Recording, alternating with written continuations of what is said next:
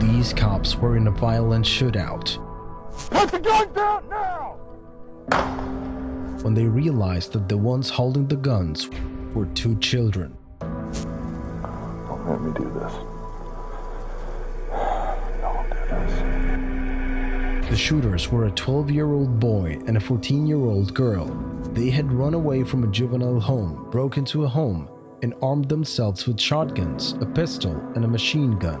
We were out here from 7:30 till almost 9 o'clock before we returned fire. We took fire that whole time.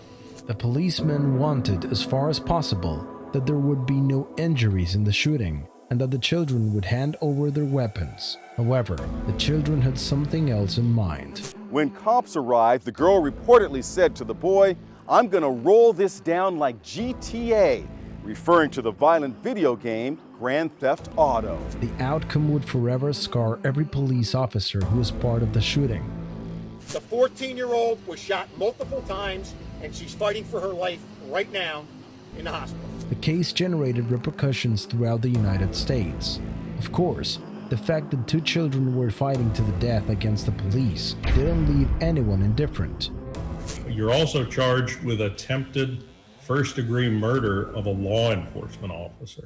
Despite being only 12 years old, Travis O'Brien was already being tried as an adult by the judge in charge of the case. However, during the trial, he'd be punished like a child. On the other hand, his accomplice, Nicole Jackson, the 14-year-old girl, would be tried as an adult for her crimes.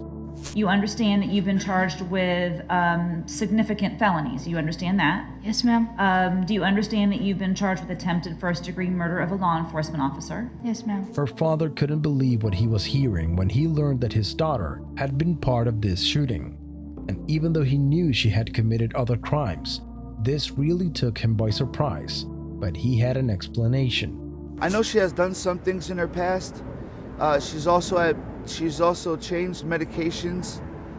She has mental disorders that are diagnosed. However, beyond blaming the two children for the serious crime they had committed against the police, the sheriff of the county where the crime was committed himself was empathic in criticizing the juvenile home system in the United States.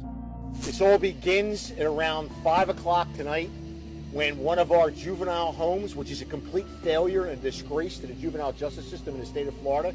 The case completely exposed the shortcomings of some juvenile homes in the United States, but it also exemplifies the danger of having guns in the home. And of course, if there hadn't been a gun in the house they entered, the situation would have been a mere formality for the authorities. I don't know what to say.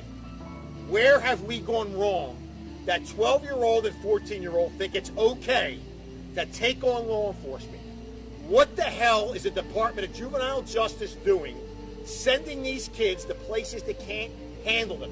Ultimately, Travis O'Brien was sentenced to the maximum sentence he can get inside a juvenile justice facility. Meanwhile, Nicole Jackson is still on trial and could end up receiving a punishment of more than 20 years.